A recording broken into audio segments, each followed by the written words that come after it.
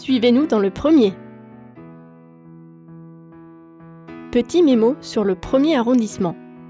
On est sur la rive droite. 15 917 Parisiens vivent dans le premier. Il s'étend sur 1,83 km². C'est l'arrondissement du luxe et du Louvre. Allez, c'est parti! Voilà le Louvre. C'est, dit-on, le plus grand musée du monde. On y trouve la Joconde, la Vénus de Milo ou la Victoire de Samothrace. Une immense pyramide de verre orne la cour centrale depuis 1988. Avant d'être un musée, le Louvre est un palais royal. C'est Philippe Auguste qui fait construire la première forteresse en 1202 et Louis XIV qui est le dernier roi à l'habiter et le quitte en 1682. Pendant la Révolution, en 1793, le Louvre devient un musée. Ici, c'est le jardin des Tuileries, un lieu de balade et de culture. Le promeneur s'attarde pour admirer les arbres majestueux.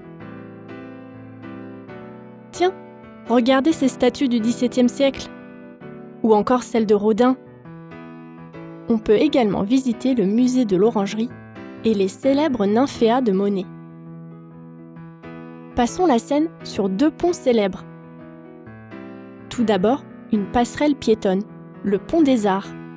C'est un pont animé avec des artistes, des photographes et des amoureux. Voici encore le pont Neuf. C'est le plus ancien de la capitale. Il est inauguré en 1603 par le roi Henri IV. Il permet d'accéder à l'île de la Cité et à la rive gauche.